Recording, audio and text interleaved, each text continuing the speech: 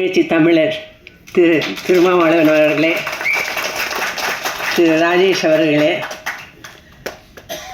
மற்றும் இயக்குனர் தங்கமணி அவர்களே, பாடலாசிரியர் அவர்களே, இங்கு அமர்ந்திருக்கும் அனைவருக்கும் என் முதற்கண் வணக்கம்.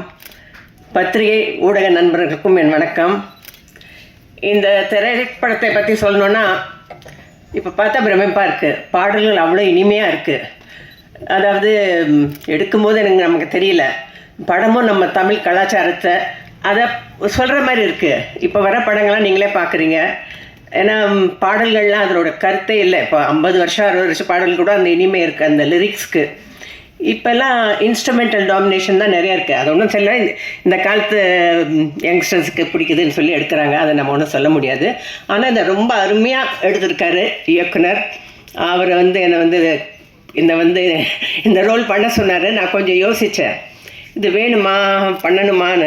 இல்லைம்மா, நீங்கள் பண்ணிங்கன்னா நல்லா வரும், நீங்கள் பண்ணணும். அதே மாதிரி மனோரமா ஆட்சி கூட பேசினாங்க, நீங்கள் பண்ணால் ரொம்ப நல்லா இருக்கும், நான் ரொம்ப சந்தோஷப்படுவேன் நாங்கள்.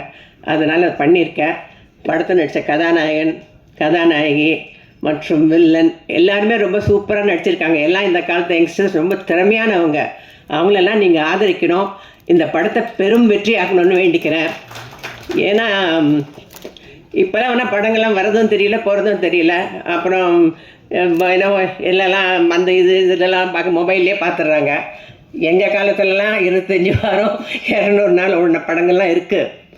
இப்போ நம்ம ஹீரோ சார் ஒன்று சொன்னார், அவர் சொன்னது சரி தான். ஆனால் ஒன்று சொல்கிறேன், நான் நடிக்க உலகம் சுற்றுவாள்னு 73 ரிலீஸ் ஆச்சு. 73 52 வருஷத்துக்கு மேலே ஆயிடுச்சுன்னு வச்சுக்கோங்களேன்.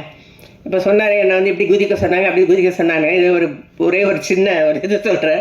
காஷ்மீரில் ஷூட்டிங். திரு NT ராமாராவ் அவர்கள் தான் கதாநாயகர். அதாவது அந்த ஐஸில் ஸ்கேட்டிங் பண்ணோம், ஐஸில் சறுக்கிக்கிட்டு வரணும். எனக்கு இவ்வளோ ஷார்ட் ட்ரெஸ் கொடுத்துட்டாங்க. அவர் ஃபுல்லாக பேண்ட்டு ஷர்ட்டு போட்டு வந்துட்டார். என்ன பண்ண முடியும்?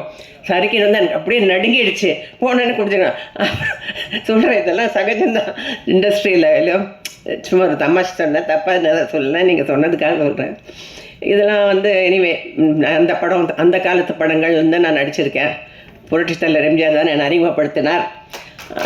பின்னர் நடிகர் திலகம் சிவாஜி அவர்களுடனும் திரு கமலஹாசனும் ரஜினி அவர்களுடன் தமிழ், தெலுங்கு, கன்னடம், மலையாளம் 250 படங்களுக்கு மேலே நடிச்சிருக்கேன். அதுக்கப்புறமா 2வது திரைப்பயணம் தொடங்கிச்சு. நான் கொஞ்ச நாள் சிங்கப்பூரில் இருந்தேன்.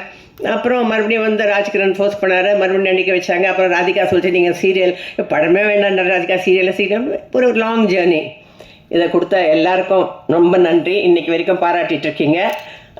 இங்கே இருக்கிற அனைவருக்கும் என் வாழ்த்துக்கள். இந்த படம் மிகப்பெரிய வெற்றியட என்னுடைய மனமார வாழ்த்துக்கள். இதுக்கு நீங்கள் ஊக்குவிக்க வேண்டும். நன்றி, வணக்கம்.